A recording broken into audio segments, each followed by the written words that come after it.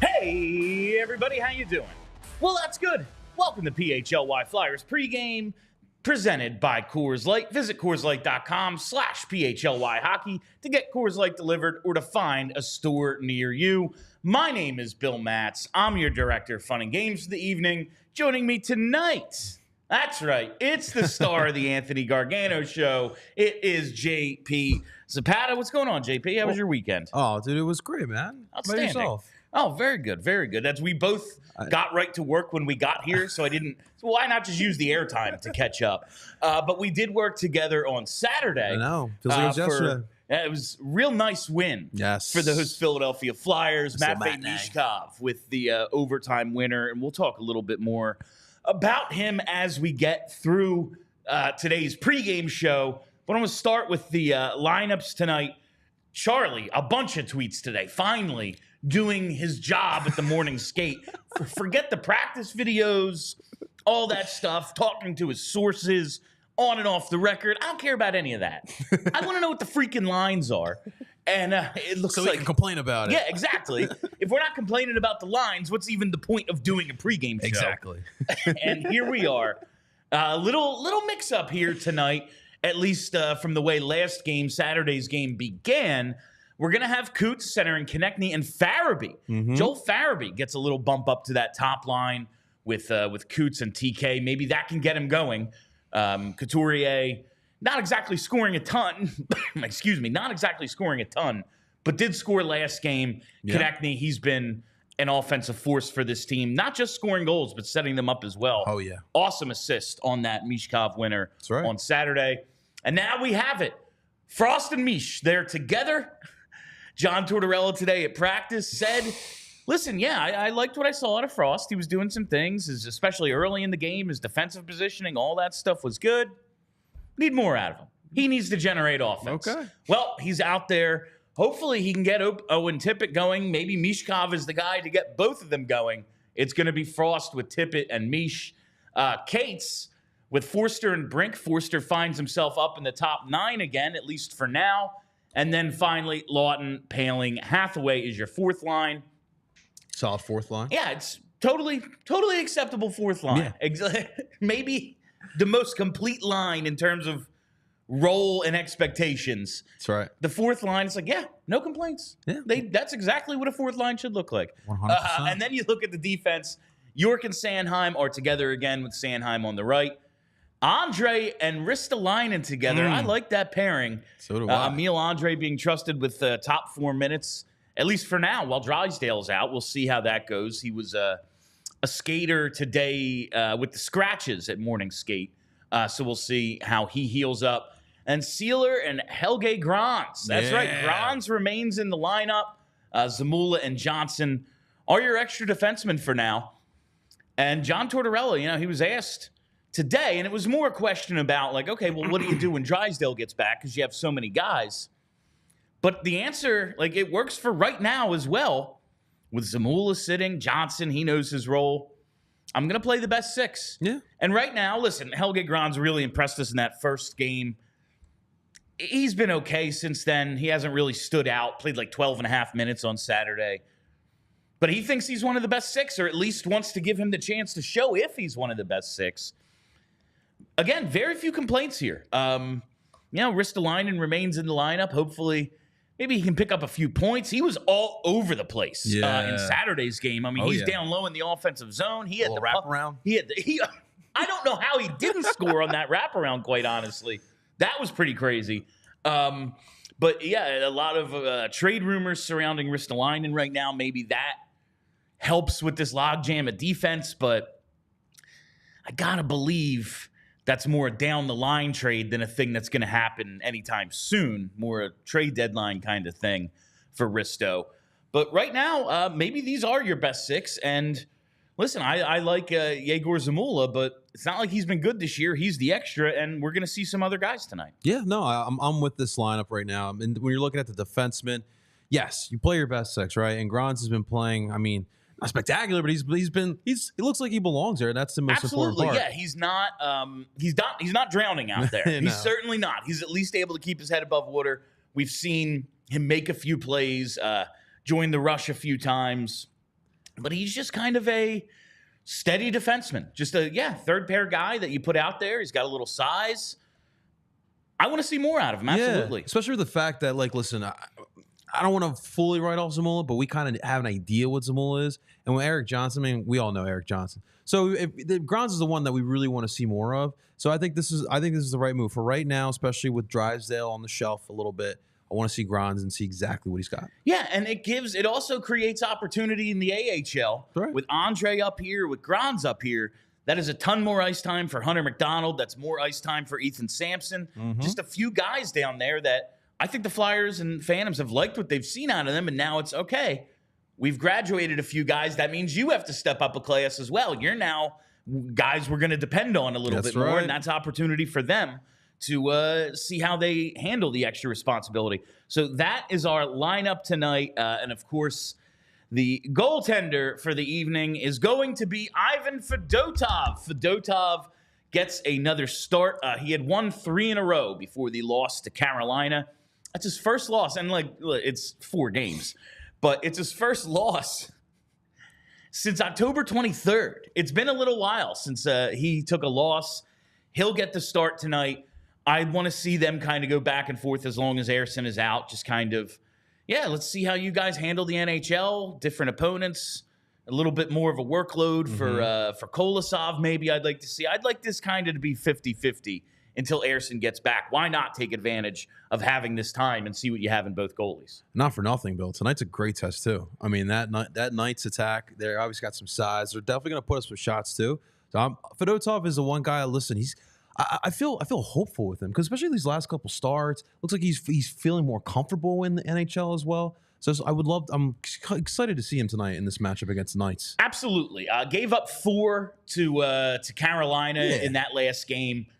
I can't blame him for, he's not the reason they lost the game. The reason they lost the game is because Carolina's so much better. That's what it comes down to. At a certain point in that game, I think the Flyers even won the shot battle in the first period. And then from there, they had 7 or 8 shots. Yeah.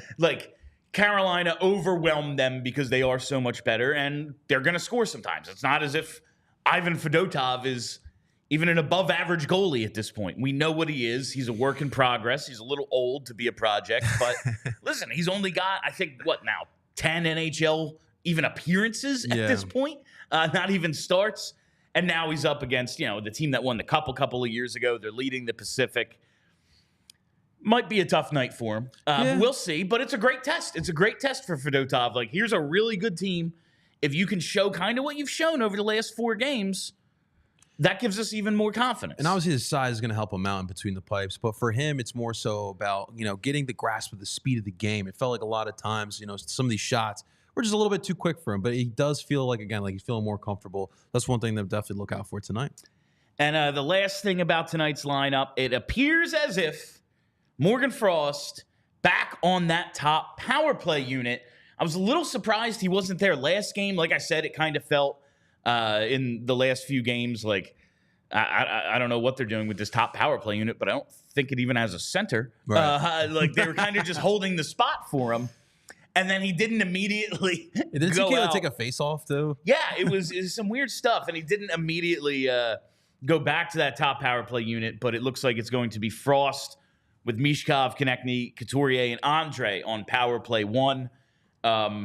Very weird face-off splits. I think the reason you need Couturier, I guess, for the size factor. He's not as if he's gigantic, but he's tall. He knows how to use body positioning in front of the net.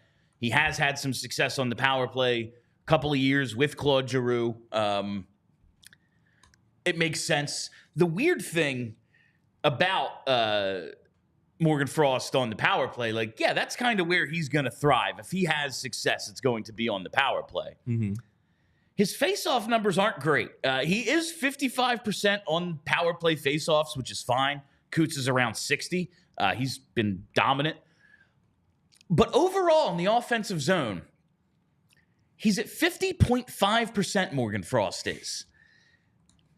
You get to cheat when you're on offense. Like I don't remember when it was, but it was a few years ago. It used to always be like home team goes last.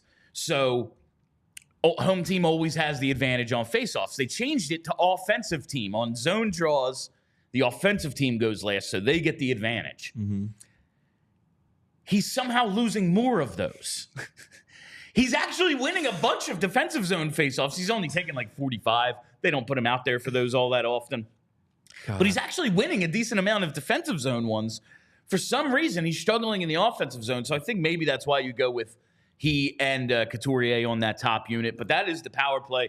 Hopefully we get to see a few of those tonight because that's also where Matvei Michkov is thriving. And Charlie wrote an article, great money quote from Mish in the last game, talking about having to be cold-blooded.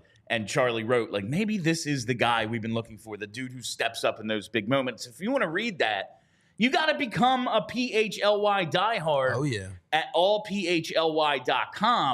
not only to get access to all Charlie's premium content and our whole, roster of superstar writers, all of their stuff, but starting tomorrow, Tuesday, November 26th through Wednesday, November 27th, Black Friday is coming early for diehards. That's right. A 30% off all PHLY merch. Discount code Black Friday-diehard for diehards only. For everyone else, Black Friday, Cyber Monday deals start Friday, November 29th. You want to check out our merch section at allphly.com. It's getting cold, guys, and Bill's rocking the Mad Russian hoodie. You get stuff like the Mad Russian hoodie. Super comfy. I'm a big fan of our flat brim hats, the snapbacks. They're very cool. We have a bunch of good stuff up on the store, so check them out there. And diehards, your discount, your Black Friday starts Tuesday. So check it out there. But heard some very interesting stuff about Michkov. First on Flyers Daily today, Mertidis and Bill Meltzer talking about the record for overtime goals by a teenager is 3. This is crazy. Crosby, Ilya Kovalchuk, Rick Nash. What a company, dude. Like, the worst player in there is Rick Nash, who was awesome. And Michkov already has 2 in, like, what's he at? Like 19 games now? That's pretty great company. Now, he only has 7 more games as a teenager. He turns 20 on December 9th. Nice. There's 7 games, including tonight. So it's going to be tough for him to get to that record, but we'll see if he can get there. That's pretty damn good. I thought there was an age filter on NHL.com. Couldn't find that, so I couldn't verify that stat. But what I can tell you is that just as a rookie overtime goal scorers, Michkov became the 35th rookie to score at least 2 overtime goals. And again, we're talking 19 games. He's got 2 already. The record is held by, it's actually pretty funny who has the record. Shane Gostisbehere and Cole Caulfield, both with 4. Wow. Of course, Ghost, he had that insane rookie year at 22. Right. Came up, and he was just a beast in the overtime. He, Giroux, and Voracek were just awesome together in the 3-on-3. Wicked from the point. And Caulfield, because he had like a weird 10-game end-of-season call-up, he had 2 in those first 10 games at 20, and then 2 more the following season, which is kind of his true rookie year. That's pretty great company. Like, these guys, 22, 21, they have the record for just rookie season overtime goals, and they did it in 66-plus games. Yeah, man. He's already got 2. Dude. Tonight's his 20th game. This is just really, really freaking special stuff. And he hasn't even, like, gone nuts yet. No. Like, there's not been, like, a 5-point game or anything that you're like, man, he's had dominant shifts, a few games where he really stood out, but even without being, oh, yeah, he's the best player on the ice ever. Like, he's not that yet. He's still not a complete product. But just seeing the moments how he's able to put them together already. I went through like the clutch goals and the goals against great opponents in the post game with Charlie. He's awesome. Yeah, dude. I don't know what else to say about him. No, like we're already excited about him. Then He's you start gonna be reading, so good. Yeah, you start reading more stuff like this, and it's so hard not to get more exciting. And like the one thing we talked about in the last show, right? Like the most fun thing about him is the fact that he loves to show up in these type of matchups, right? Like whether it be Macklin Celebrini, last game against Connor Bedard, Alexander Ovechkin, he likes to show up to these type of games, and this is his rookie year. Yeah, and it does feel like there is another level with this game. There's so much more with him still. I did. If anyone saw that Russian article that went around on Twitter today, it does sound as if John Tortorella has outlawed the Michigan. Stop trying to score lacrosse goals. It looks like he has taken that away, at least for now. Because we did see an uptick in his attempts and then suddenly no more. I wonder if it was like, dude, yes, you can do it. And he's going to get one. But, like, let's focus on some other things for now. I wonder how long that ban is going to last. And it's more funny than anything. You don't want to take stuff out of his repertoire, but it's really difficult. To get off my lawn mentality. Yeah, it's really difficult to pull that off in the NHL. Let's try other stuff first. I think that's part of the reason we've seen more of the angle attempts from him, the below the goal line and stuff, more rather than go Michigan. He's trying to bank it off the goalie more, maybe. Perhaps that's his substitute for it, but overall, Misha's just killing it. He's just a bro having fun, Bill. He really is, and just his mentality, whether it's that cold-blooded comment or we talked about it. He took pictures with Bedard and stuff, and it looks like they have a friendly rivalry. Like, they really respect each other. But, man, his face when he was getting that silver medal they showed on the broadcast last game. I don't know if I've ever seen someone look more pissed to be handed a trophy than him in that spot. And it really just shows that in a few years, what is this guy going to be? Because he has all the intangibles, and we're already seeing the skill. Once he puts the whole thing together, it really looks like he's going to be a star. And the talent will come, but it would be nice to have a line that'd be concrete for him, like a spot, the players. That's the tough part right now. You're just trying to find stuff that works. They seem to really like putting him and Tippett together. They do. I don't necessarily love the combination just because I think they both need the puck so much. I want Michkov handling the puck like a point guard. Yeah, man, we're trying, especially on the power play, but even at 5-on-5, you set things up, you figure this out. This is your, you on offense, nobody can do what you do on this team. This is yours. There isn't really a good match for that. Morgan Frost is the best match, and all right, I guess we'll talk about Morgan Frost. Here we go. It is. Listen, his time of year is coming. His time of year is absolutely coming. I looked this up today. Morgan Frost's last couple of seasons. So 22-23, 6 points in his first 27 games. He went on to have 46 points that year, 47 points maybe. First 21 games of 23-24, last year, 8 points. Went on to have, I think, 41. This year, 6 points in his first 17 games. This is just who he is. He's going to have his time, and that'll benefit Michkov, too. It'll be great. He'll be setting him up for goals. There'll be a lot of fun. Morgan Frost's time of year is coming. But, I need a guy who plays the first 2 months of the season as well. That would be nice. Yeah, just show up then too. He'll wind up with around 40 some points. So I guess the thinking is, you match Michkov with Frost. Hopefully that forces Michkov to maybe score a little bit more, because obviously Frost is more willing to wheel and deal with the puck. Yeah, I'm just I asked Charlie. Oh, we got some inside. He wasn't watching Vegas's warm-ups. I'm trying to. Daily Faceoff says Aiden Hill, unconfirmed. No, it's Ilya Samsonov. It is Samsonov. All right. So that's a fun thing for Michkov tonight. He's got a Russian goalie to shoot on. There you go. So that's something. There's something to look at. Maybe we'll add that to our bets. But I do want to get to our bets segment. This pregame picks segment is brought to you by Bet365. Use code PHLY365 when you sign up. Whatever the moment, it's never ordinary at Bet365. Must be 21 or older and physically located in PA. If you or someone you know has a gambling problem and wants help, call or text 1-800-GAMBLER. So right now, I just have the one. Total goals over 6 tonight. It's -120. I think that's fair. Ilya Samsonov has been better than Adin Hill. I was kind of hoping it was Adin Hill to get this over. But really, it comes down to Vegas. They're 4th in scoring, just under 4 goals a game. They're 6th in shots per game.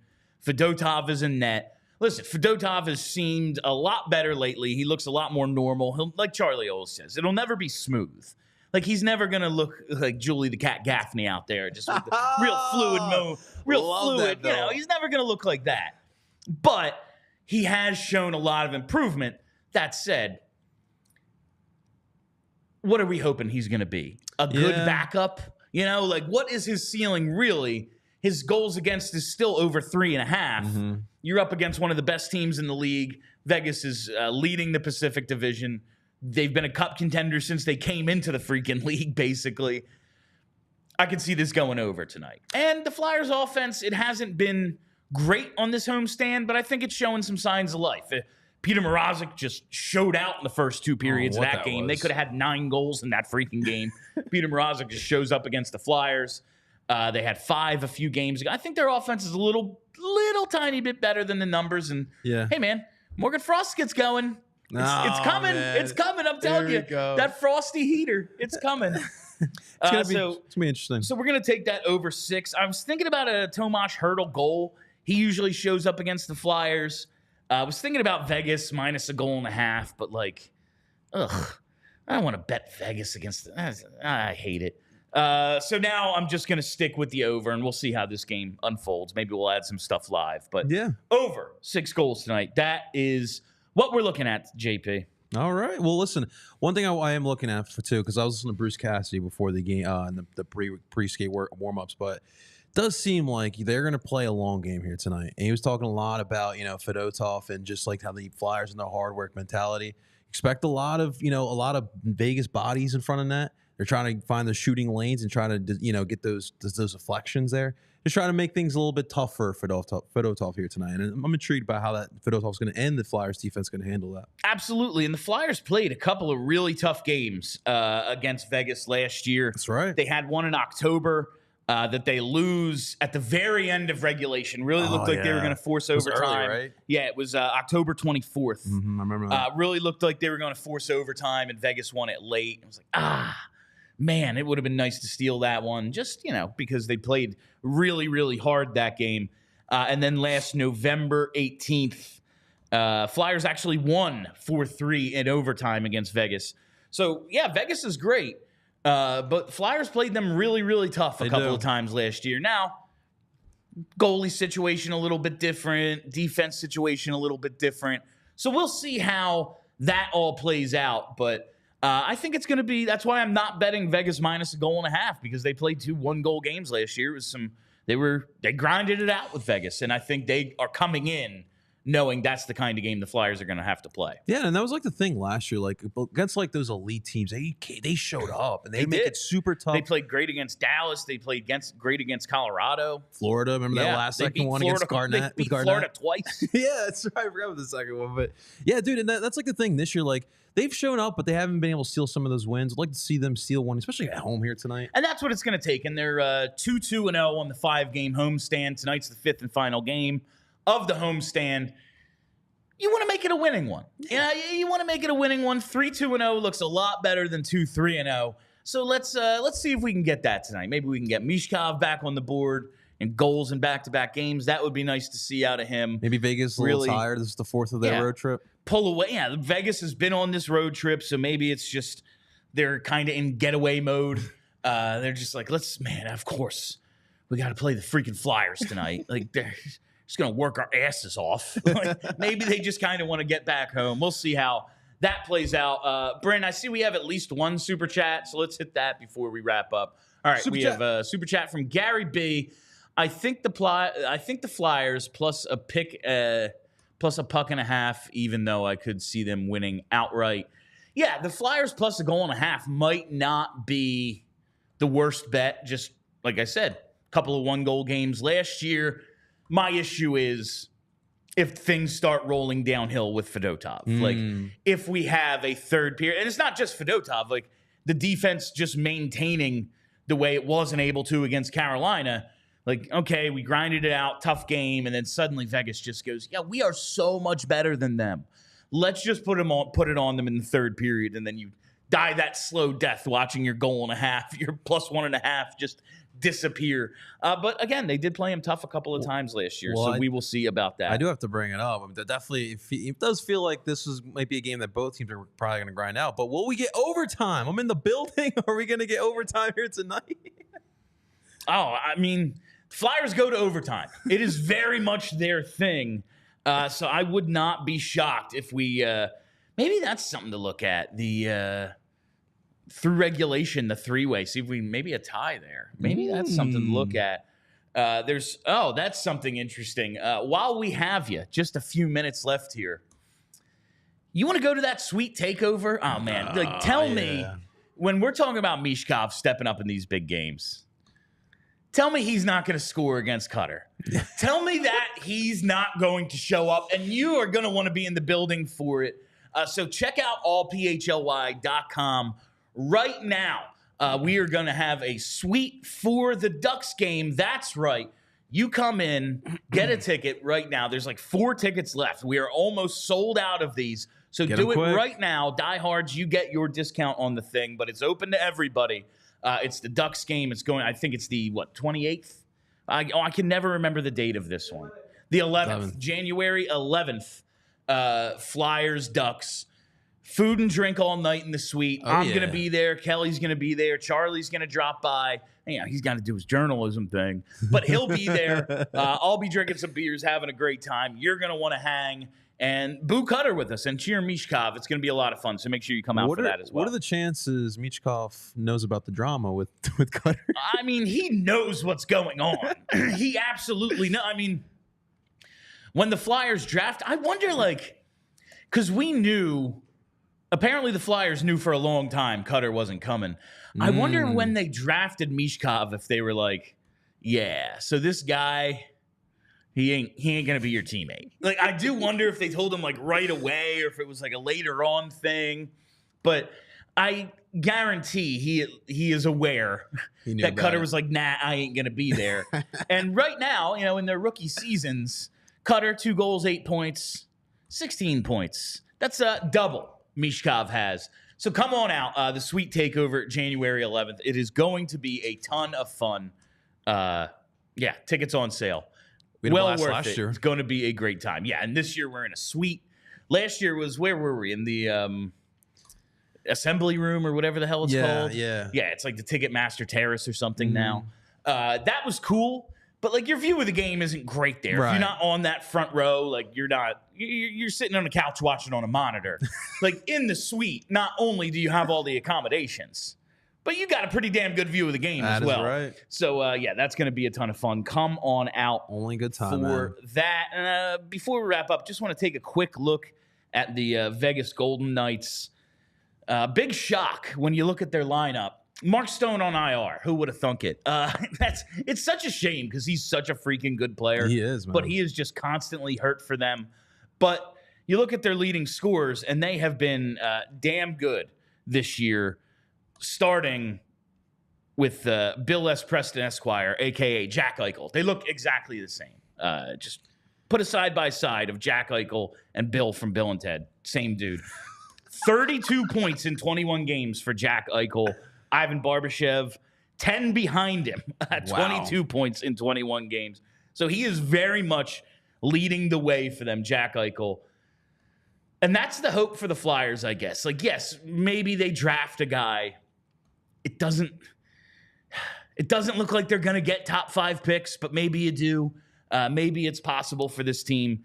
But the hope is you luck into a situation like Jack Eichel in a trade where you're able to, for whatever reason, a high-end dude is available and you go and get him. Vegas has been very, very aggressive in those markets. That's how they have Mark Stone, Jack Eichel. I mean, Tomas Hertl, Alex Pietrangelo. That was a free agent signing, but they go out and get their guys. They haven't had, really many high draft picks at all because they've been so good the entire time they've been in the league. And you look at it, it's like, well, this is another path. It is doable. That's right. It's doable. It's more difficult, and maybe you have to wait, find the right situation. But you look at what Vegas is doing, leading the Pacific, won a cup, been to 2. It's possible to do it without drafting high-end guys. Just got to keep building that culture, Bill. We do. Got to keep building. All right, and before we wrap up, one more from Gary B. Bill, I'll bet anything, sweet takeover. I'll be anything, sweet takeover, can't we? I'll be at the sweet takeover. All right. Thank you, Gary. I really appreciate you making me have to stumble through this and sound like an imbecile. Thank you very much for that. And thank you all for listening. Thank you for hanging out. This has been the PHLY Flyers pregame show presented by Coors Light. Visit CoorsLight.com/PHLY Hockey to get Coors Light delivered or to find a store near you. Make sure you're subscribed right here. Follow us on YouTube. Hit that thumbs up, too. Those are good for us. Hit the thumbs up. But we'll be back with postgame. Charlie's down at the Wells Fargo Center. He'll be joining us with his thoughts and reports following the game. So follow us. So make sure you tune in right after the game. Find us there. Follow us on Twitter at PHLY_Flyers. That's where I do all my in-game tweeting. And I follow the podcast, too. Why not? Just search PHLY Flyers. All right. I'm Bill Matz. That's JP Zapata. Until postgame, let's go Flyers. Let's go. We all silly like the mayor.